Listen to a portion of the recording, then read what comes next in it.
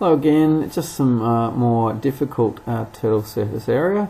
So I'll just say the harder ones of the turtle surface area. In other words, the year 10 stuff. And again, they're just formulas. There's nothing really to be scared of. It's just knowing how to use the formulas, plugging in the numbers, and smashing them up. So total surface area. What we're going to look at is our sphere. Now, please, I won't say it. I'm embarrassed. Now I'll say it. The I've seen a sphere spelt like this before. Sphere. Please do not do this. Sphere like that. Here we go. I'll try and draw a sphere. It's the hardest object to draw. I'm sure. Sure, Cassandra will be able to do this way better than I can. But there's probably shading and stuff like that you can do. But to sort of show that it's three-dimensional, very, very difficult. Should I have a try at shading? No, I'll ruin it. So if you've got a sphere, which is just a tennis ball or basketball or something like that, of radius r, okay, so it's got radius r, then your total surface area of your sphere will be equal to, surprisingly enough, you think it might be something complicated, but it's not, 4 pi r squared. In other words, if you take a circle of radius r, then you can sort of like paste 4 of those circles around a sphere. Pretty cool. I'll prove this in class. So that's very good. So there's your sphere. And the other one that we want to know is a cone. Cone, if you've got, I'll try and draw one. Might be very good. I screwed it up. I'll start with the pointy bits. That's easier. And you've got that and that. So if you've got a cone like that, and you know its radius r, and also its slant height. That's a new thing. Slant height, which is this diagonal here, slant height s. Then your formula for a total surface area of a cone is equal to pi times r plus s. That's as easy as that. And if you expand that out, you get pi r squared. That's the base. The area of the coney bit at the top is pi r s. So you can sort of break it up into its pieces if you want to. Pi r squared plus pi r s. Okay.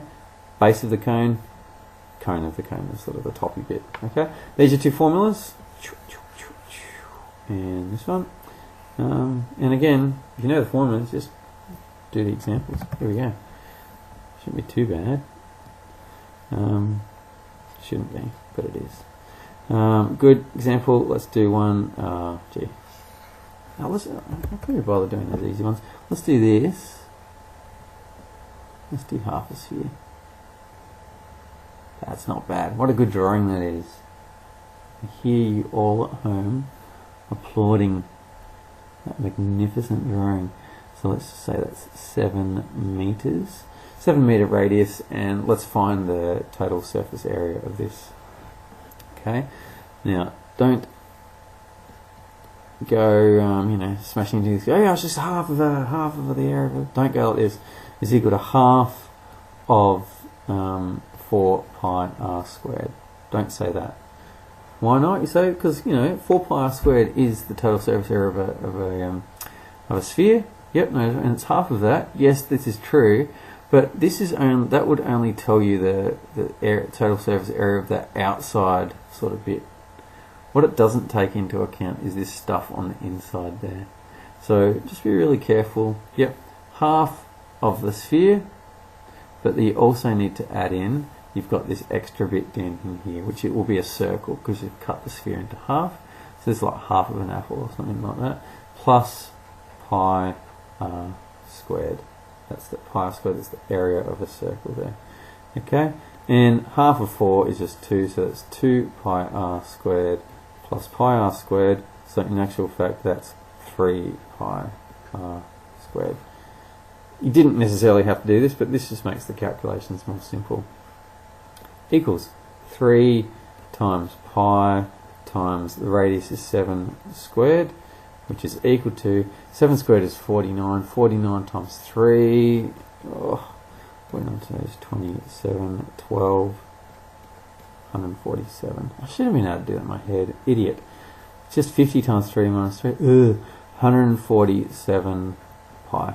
There's your answer. 147 pi, and we're in meters squared. Done. Total surface area of an apple core. Half of an apple core.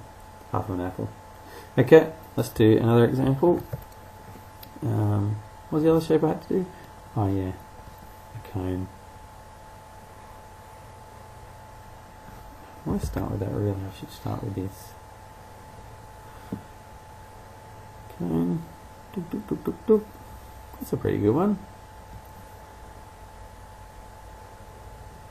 Ooh, let's say this. 4. Let's say this is 3, and that'll do. Okay, find the total surface area of this. Good. So, firstly, write down your formula. Total surface area of a cone is equal to what? Remember the formula? It was pi r plus s.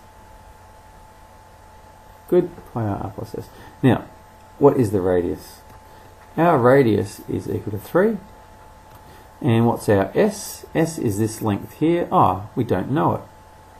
So this is our s. How could we find out s? We're not told what s is equal to.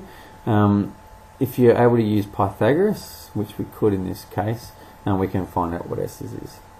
So remember, Pythagoras will say that s squared is equal to 4 squared plus 3 squared, which is equal to, so s squared, therefore s squared is equal to 16 plus 9, which is 25.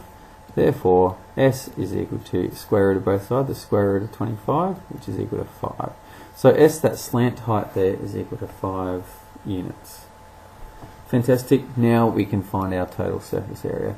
Total surface area is equal to pi times the radius, brackets r, 3 plus 5 there. Okay, so that is 3 plus 5 is 8. 8 times 3, 24 pi units squared. There's your total surface area for this cone. Nice. Beauty. Thanks for listening. I'll see you in the next video.